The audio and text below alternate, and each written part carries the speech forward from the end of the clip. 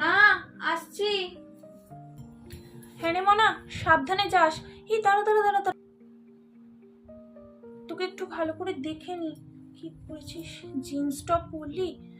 আজকাল তো দিনকাল ভালো না রে। কেন জিন্স টপ পরতে গেলে একটু তো চুড়িদার পরতে পারতিস। তার উপর তোর আবার নাইট শিফট। এই শোন শোন, তুই এই কোম্পানিটা পাল্টে ফেল। তোর এই কোম্পানিটা চাকরি করার দরকার নেই, অন্য কোনো কোম্পানি জয়েন কর। আর এই নাইট শিফটটাও তুই বাদ দিয়ে দে। নাইট শিফটও বাদ দিয়ে দে বাবা, আমার না প্রচণ্ড টেনশন হয় রে। আর তোকে না এবার আমি একটু ক্যারাটে শেখাবো, বুঝলি তো? একটু ক্যারাটে শিখবি, একটু পেপার স্প্রে বা একটু ছুরি টুরি হাতের কাছে রাখবি, সঙ্গে নিয়ে যাবি, বুঝলি তো? আমার না খুব চিন্তা হয় রে, খুব টেনশন হয় রে। তুই তুই একটা কোম্পানিটা চেঞ্জ করে ফেল রে, যাতে নাইট শিফটটা না করতে হয়। আচ্ছা মা, তোমার কি মনে হয় আজকে আমি এই জিন্স টপের বদলে যদি চুড়িদার পরে বেরোই তাহলে আমি সেফ? যদি আমি নাইট শিফটের বদলে ডে শিফট করি তাহলে আমি সেফ? বা আমি যদি এই কোম্পানিটা ছেড়ে অন্য কোনো প্রফেশনে গিয়ে জব করি তাহলেও আমি সেফ? না মা, আমরা মেয়েরা কোথাও সেফ নই। না অলিতে গলিতে, না টিউশনে, না কোনো কাজের জায়গায় আমরা কোথাও সেফ নই মা। একজন ডাক্তার ডাক্তার হয়েও কিন্তু আমরা মেয়েরা সেফ নই। ডাক্তার কি বলো না, ডাক্তার কি কোনো বাজে পোশাক পরে তার ডিউটি করে? না, সে তো সেখানে যায় রোগীর প্রাণ বাঁচাতে, কারোর প্রাণ বাঁচানোর চেষ্টা করে সে, কিন্তু সেখানে তার নিজেরই প্রাণ চলে যায়। সে নাইট ডিউটি করেছিল বলে তা কিন্তু নয়, কারণ সে একটা মেয়ে, সেই জন্য। আমরা মেয়েরা কোথাও সেফ নই।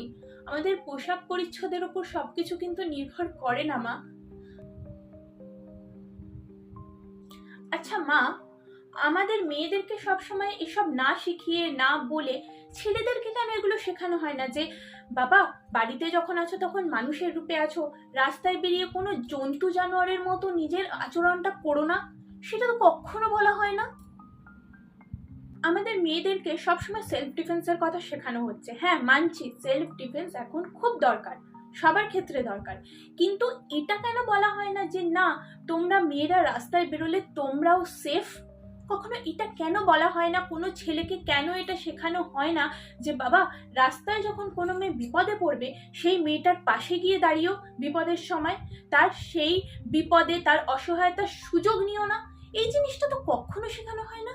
কেন বলতে পারো?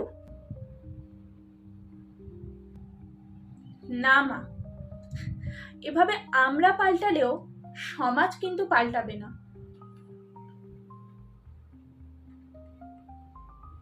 সমাজের দৃষ্টিভঙ্গিকে পাল্টাতে হবে, আর জানি না হাজার চেষ্টা করলেও সেটা কবে পাল্টাবে।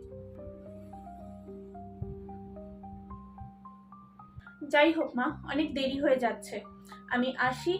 আর প্রার্থনা করো যেন এই প্রাণ হাতে নিয়ে ফিরতে পারি, কারণ সমাজ দিন দিন খুব নিষ্ঠুর হয়ে যাচ্ছে।